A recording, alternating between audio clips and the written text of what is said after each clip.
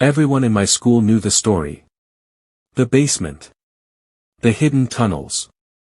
The thing that lived down there. Most people laughed at it. Some people swore it was real. But after what happened that summer, I stopped laughing forever. Because I saw it. And I'll never forget its eyes. It all started after Steve got expelled. If you knew Steve, that wasn't surprising. He was the school's biggest troublemaker. Always pulling pranks. Always causing problems. And one night, he broke into our abandoned school building. The place used to be a hospital decades ago. That fact alone made everyone uncomfortable, but after Steve got caught inside, the rumors exploded. People claimed he wasn't alone. Some students said they heard screams. Others claimed Steve came out looking terrified.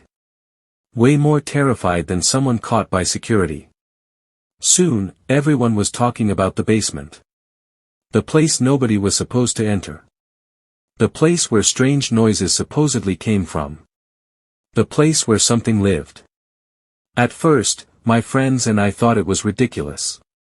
Just another stupid school rumor. Nothing more. But the more people talked about it, the more curious we became. And curiosity is dangerous, especially when you're young. A week after school ended, we decided to break in. Just to prove everyone wrong. Just to show there was nothing down there. At least, that was the plan. The building looked even creepier at night. Broken windows. Long empty hallways. Peeling paint. The entire place felt dead. Yet somehow, it felt like we weren't alone. We moved quietly through the corridors. Flashlights shaking in our hands. Every sound echoed. Every shadow seemed to move. Nobody wanted to admit they were scared. But we all were. Eventually we found the basement entrance. A rusted metal door, partially hidden. Almost like someone wanted it to stay secret. One of my friends pushed it open. The loud creak echoed through the building. And suddenly, everything felt wrong. The basement smelled old. Damp. Rotting. The deeper we went, the colder it became. Then we noticed something strange. A section of wall looked different. Almost fake. We pushed against it. And it moved. Behind it was a hidden tunnel. Nobody said a word. We just stared. Because hidden tunnels weren't supposed to exist beneath a school. Every instinct told us to leave. Instead, we went inside. Worst decision of my life. The tunnel stretched deep underground. Far deeper than it should have. Our flashlight beams barely reached the end. The silence was unbearable. Then we heard something. A scraping sound. Very faint. Very far away. We froze. The sound stopped. For a moment, everything was silent again. Then it came back. Closer. Much closer. Something was moving in the darkness. Slowly. Dragging itself toward us. None of us spoke. None of us breathed. We simply listened. And waited. Then our lights caught it. For 1 second. Just one. But 1 second was enough. It looked human. Almost. But not completely. Its body was thin. Unnaturally thin. Its skin looked pale. Its movements weren't normal. And its eyes, God, its eyes. They reflected the flashlight like an animal. But there was intelligence behind them. Awareness. Like it had been watching us the entire time. Waiting. Then it stood up. Fully. And started running. Straight at us. Everything exploded into chaos. People screamed. Flashlights dropped. Someone fell. The creature kept coming. Faster. Closer. Closer. We ran. I've never run that fast before. The tunnel seemed endless. Every step I expected to feel something grab me. Every second I thought it was right behind us. We burst out of the basement. Through the hallways. Out of the building. And didn't stop running until we reached our cars. Nobody spoke during the drive home. Nobody wanted to. The next day we tried explaining what we saw. Nobody believed us.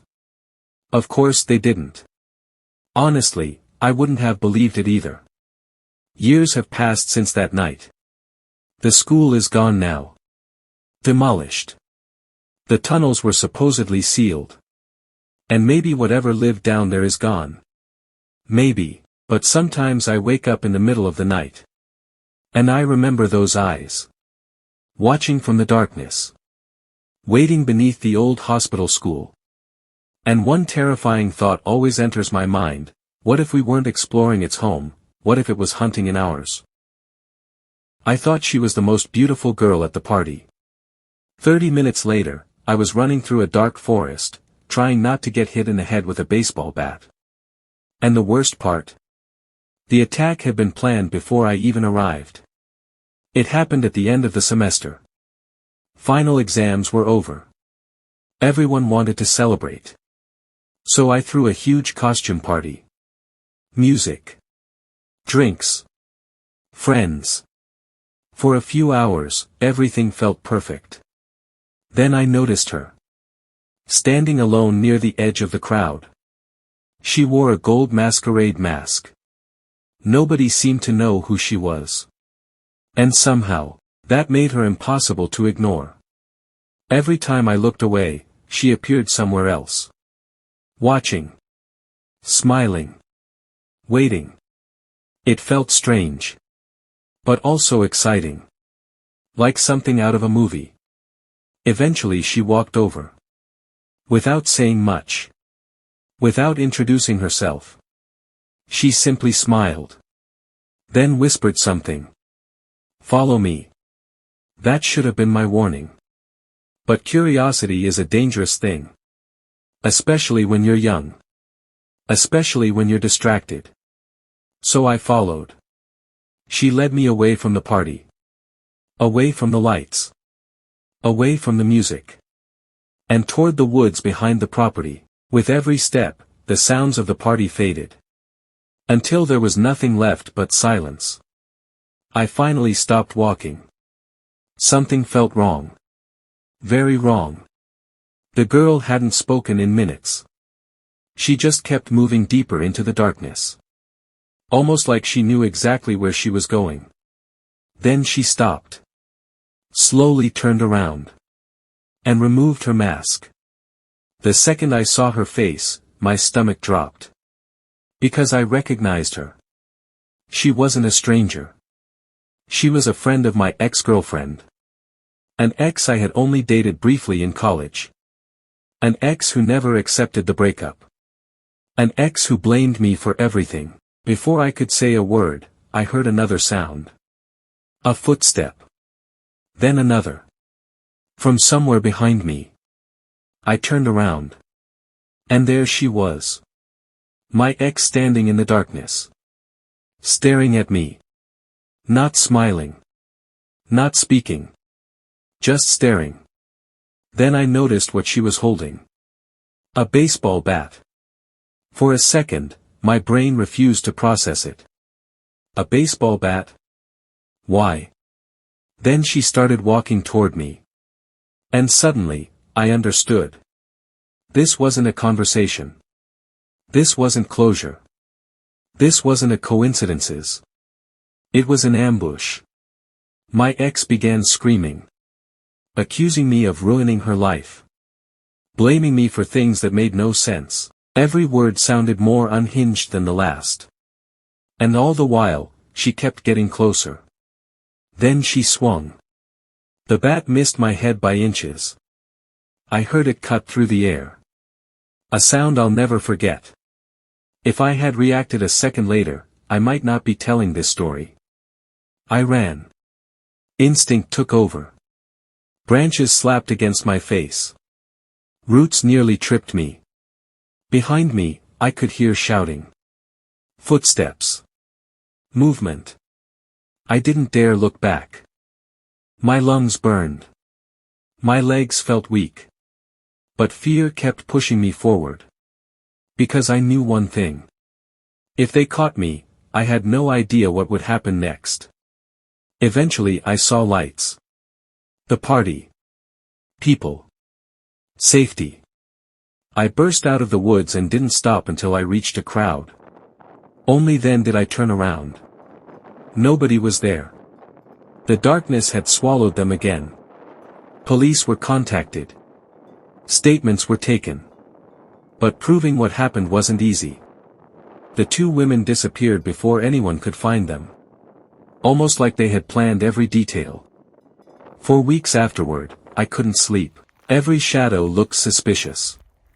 Every unknown number made me nervous. Every knock on the door made my heart race. People think scary stories happen in haunted houses. Or abandoned hospitals. Or deep underground tunnels. But sometimes, the scariest thing isn't a monster. It's someone who knows your name. Knows your habits. And spends months waiting for the perfect moment to trap you. I went to that party expecting one final night of celebration. Instead, I walked straight into a setup. And to this day, whenever I see a masquerade mask, I don't think about parties. I think about the woods, the baseball bat. And how close I came to never making it back.